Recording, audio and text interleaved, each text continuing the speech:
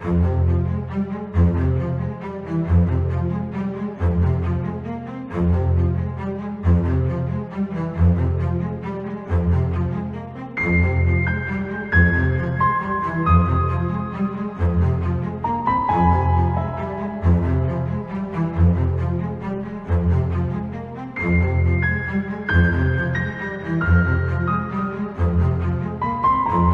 bueno que continúan con el análisis de esta asignatura Juicio de Amparo.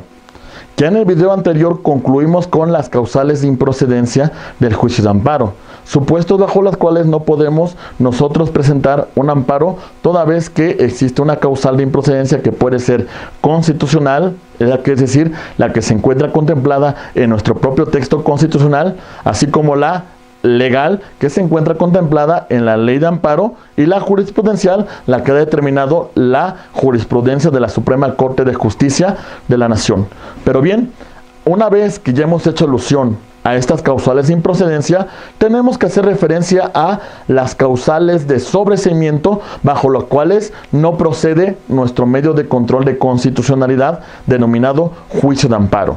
En ese tenor tenemos que señalar que no es procedente o existe una causal de sobreseimiento del juicio de amparo cuando el quejoso se desista de la demanda o no la ratifique. Esto tiene una importancia fundamental toda vez que el juicio de amparo es dispositivo. Es decir, lo tiene que activar la parte que resulta afectada por dicho acto de autoridad. Y en ese supuesto, si esa parte ya se desiste de su demanda, si esa parte no lo ratifica, evidentemente no existe materia para que el juez de amparo se pronuncie respecto de dicho acto de autoridad. Otra referencia muy importante es que el quejoso durante la tramitación del juicio de amparo no acredite la entrega de dictos para realizar la notificación a un tercero que no se conoce su domicilio. Bajo ese supuesto, el juez de amparo le da un plazo para que presente los edictos. Si dicho quejoso, si dicho promovente no lo realiza, entonces también se podrá declarar un tema de sobreseimiento. ¿Pero qué es sobreseer? Implica una cuestión muy importante. Sobreseer, en su terminología latina, implica sentarse sobre. En ese supuesto vamos a hacer una connotación de que no se va a pronunciar el juez de amparo sobre el fondo, toda vez que se ha actualizado una causal de sobreseimiento. Es decir, no va a analizar el juez de amparo el fondo de la tramitación de nuestro juicio constitucional. Pero bueno, continuamos con las causales de sobreseimiento. Si el quejoso muere durante la tramitación del juicio, en este supuesto tampoco procederá la tramitación de este medio de control de constitucionalidad, siempre y cuando se trate de derechos de naturaleza personal. Pero si versa el amparo sobre derechos de naturaleza patrimonial, entonces en este supuesto, estimados abogados, tendrá que continuar con la tramitación de este medio de control de constitucionalidad, la sucesión del promovente. También tenemos la improcedencia de este medio, el sobreseimiento de este medio de control de constitucionalidad cuando de las constancias de autos no aclare, no justifique la existencia del acto reclamado el promovente. Es decir, no logró demostrar que efectivamente la autoridad vulneró un derecho fundamental contemplado en la Constitución o en los tratados internacionales. En ese supuesto, el juicio de amparo deberá declararse sobreseído. Tendrá que dictar el juez de amparo un auto de sobreseimiento. Asimismo, también será una causal de sobreseimiento del juicio de amparo cuando sobrevenga alguna causal de improcedencia que hemos hecho referencia con antelación. Muy bien. Vamos a continuar entonces, abogados, con la exposición de nuestro juicio de amparo. Ya para concluir con esta parte que es muy importante, vamos a analizar lo referente a la sentencia en el juicio de amparo. La sentencia, al final de cuentas, tiene una cuestión muy importante: resolver la litis. Es el momento procesal en la cual el órgano jurisdiccional va, a través de esta resolución, a determinar la constitucionalidad de si el acto de autoridad se apegó a los mandatos de la Constitución o si efectivamente se vulneró por la autoridad los preceptos que marca nuestra Constitución, así como los tratados internacionales. En ese sentido, va a resolver la constitucionalidad, va a defender la supremacía de nuestra Constitución. ¿Cómo vamos a clasificar nosotros a las sentencias en el juicio de amparo? Pues en primer lugar, tenemos que hacer referencia en cuanto al índole de la controversia que se resuelve a través de esta sentencia constitucional. Podemos establecer que es una sentencia definitiva si resuelve el fondo del asunto, si resuelve la litis que versa sobre el juicio de amparo, si determina si el acto de autoridad vulnera o no los derechos fundamentales que reclama el quejoso en su juicio de amparo, o en su defecto el acto de autoridad demuestra la constitucionalidad. También tenemos que hacer referencia a las sentencias interlocutorias. No se pronuncian sobre el fondo, solamente van a resolver un incidente. En este supuesto vamos a hablar de cuando se resuelve lo referente al incidente de suspensión del acto reclamado. Otro tipo de sentencias es en cuanto a su contenido. Y aquí lo vamos a clasificar en sentencia de sobreseimiento, la cual, bajo algunos de los supuestos de las causales de sobreseimiento que hemos hecho alusión con antelación, entonces ya no se pronunciará sobre el fondo, sino se actualiza una causal de sobreseimiento por el cual no solamente el juez va a resolver sobre esta causal. Tenemos también sobre las sentencias que conceden el amparo, es decir, cuando el quejoso logra demostrar que el acto de autoridad es contrario a la Constitución y a los tratados internacionales y en esa aplicación vulnera un derecho fundamental. También tenemos las sentencias que niegan el amparo, es decir, cuando la autoridad logra demostrar la constitucionalidad de dicho acto de autoridad. Bajo ese supuesto, entonces, se señalará una sentencia que no concede la protección de la justicia federal.